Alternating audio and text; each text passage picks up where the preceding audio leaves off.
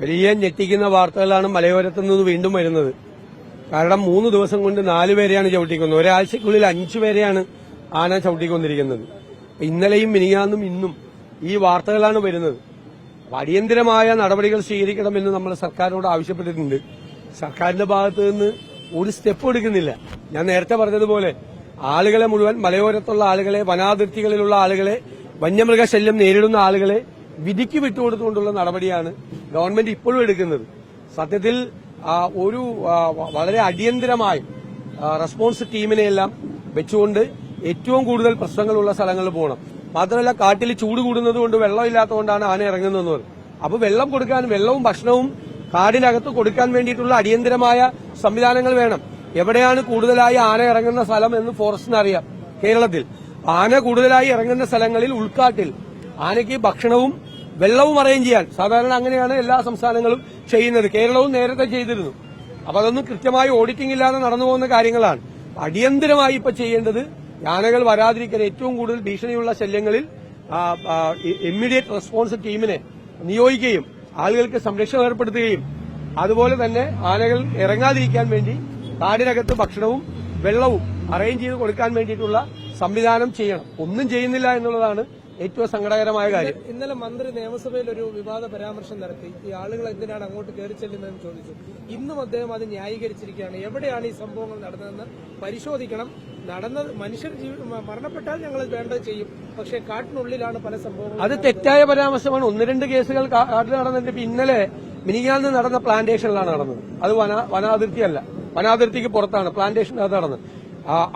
മിനിഞ്ഞാന്ന് നടന്നത്. ഇന്നലെ നടന്നത് വയലിലാണ് നടന്നത്. അതെങ്ങനെ കാടിനകത്താവുന്നത്? ഇനി കാടിനകത്ത് ആദിവാസികൾ കാടിനകത്ത് താമസിക്കണല്ലേ? വനാവകാശ നിയമം ഉൾപ്പെടെ പാസാക്കിയതാണ് ഇന്ത്യൻ പാർലമെന്റ്. അവർക്ക് വനാവകാശ നിയമം ഉൾപ്പെടെ ഉണ്ട്. അവർക്ക് അവിടെ താമസിക്കാനുള്ള സംവിധാനമുണ്ട്. അവിടെ ആന ആക്രമിക്കുകയാണ്.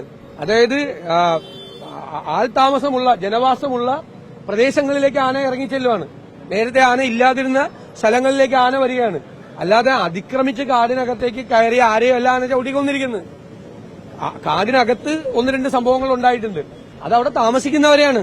ഇപ്പോ വയനാട്ടിലെ മണിയുടെ കേസ്, സരോജിനിയുടെ കേസ്, നിലമ്പൂരത്തെ സരോജിനിയുടെ കേസ്, മണിയുടെ കേസ്, ഇതെല്ലാം അവർ കാടിനകത്ത് തന്നെ താമസിക്കുന്നവരാണ്. അവരെയാണ് ചവിട്ടിക്കൊന്നത്. ബാക്കിയുള്ള സ്ഥലത്തോ ഈ 4 ദിവസമായിട്ട് നടക്കുന്ന കാടിനകത്താണോ? അല്ല, കാടിനകത്തല്ല നടക്കുന്നത്, കാടിന്റെ പുറത്താണ് നടക്കുന്നത്. വനാതിർത്തിക്ക് 15 കിലോമീറ്റർ ദൂരെ വരെ വന്യമൃഗശല്യമുണ്ട്. ടൌണിലേക്ക് വരെ ആന അടക്കമുള്ള മൃഗങ്ങൾ ഇറക്കി തുടങ്ങി. പല സ്ഥലത്തും ഈ പ്രശ്നമുണ്ട്. ഒരുപാട് ഇപ്പൊ ഞങ്ങള് ചിറ്റാറിൽ പോയപ്പോ അവിടെ സ്വകാര്യ ആശുപത്രിയുടെ മുമ്പിലൂടെ പുലി പോകുന്ന ചിത്രമാണ് കിട്ടിയത്. രാത്രി അവിടുത്തെ ഗവൺമെന്റ് ആശുപത്രിയുടെ മുമ്പിലൂടെ രാത്രി പുലി ഇറങ്ങിയിരിക്കുകയാണ്. ആളുകൾ ഒക്കെ ഉള്ള സ്ഥലമല്ലേ, ടൌൺ ഉൾപ്പെടെയുള്ള സ്ഥലങ്ങളിലേക്ക് ഇറങ്ങാണ്. അല്ലാതെ കാടിനകത്ത് മാത്രം നടക്കുന്നതാണെന്ന് പറഞ്ഞ് ചുരുക്കുവാണ്. മാത്രമല്ല, ഈ ആന ചവിട്ടിക്കൊന്ന ആളുകളൊന്നും അതിക്രമിച്ച് കാടിനകത്തേക്ക് വെടിവെക്കാൻ പോയവരോ അല്ലെങ്കിൽ പോച്ചിങ് നടത്താൻ പോയവരോ വനവിഭവങ്ങൾ മോഷ്ടിക്കാൻ പോയ ആളുകളൊന്നുമല്ല, മാവോയിസ്റ്റുകളല്ല, സാധാരണക്കാരാണ്. വനത്തിലെ വിഭവങ്ങൾ കൊണ്ട് ജീവിക്കാൻ നിയമപരമായി അവകാശമുള്ള ആളുകളാണ്. അവരെ കൊന്ന് അതിനെ പരിഹസിക്കുന്നതിന് അദ്ദേഹം എന്തോ വേറെന്തോ ഉദ്ദേശിച്ചിട്ടാണ് പറയുന്നത്. വേറെ കാട്ടിൽ പോണവരെ ആരാണെന്ന് അറിയാമല്ലോ എന്ന് പറഞ്ഞു. കാട്ടിൽ പോച്ചിങ് ഒന്നും നടക്കുന്നില്ല എന്നാണ് എന്റെ അറിവ്. ഇനി ആരെ ഉദ്ദേശിച്ചിട്ടാണ് അദ്ദേഹം പറഞ്ഞതെന്നറിയില്ല. കാട്ടിലുള്ളത് വനവാസികളായിട്ടുള്ള ആളുകളാണ്. നിയമപരമായി അവർക്ക് അവിടെ താമസിക്കാൻ അവകാശം ഉള്ള പാർലമെന്റ് നിയമപ്രകാരം അവകാശം കൊടുത്തിട്ടുള്ളവർ. 2:30 നടക്കുന്ന യോഗത്തിൽ എന്തെങ്കിലും പ്രതീക്ഷയുണ്ടോ? ഇതെല്ലാ യോഗം നടക്കുന്നല്ലാതെ ഈ റിസൾട്ട് ഉണ്ടാവുന്നില്ലല്ലോ, ഇമ്മീഡിയറ്റ് ആക്ഷൻ ഉണ്ടാവുന്നില്ലല്ലോ. ഏറ്റവും പ്രോൺ ഏരിയ ഉണ്ട് കേരളത്തിൽ, ഏറ്റവും അപകടം പിടിച്ച സ്ഥലം.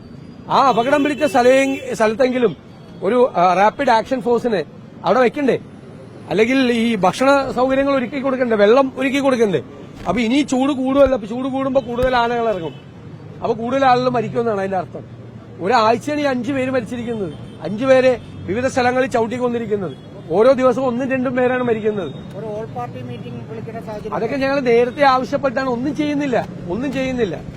നിസ്സംഗരായിരിക്കുകയാണ് സർക്കാർ. Thank you.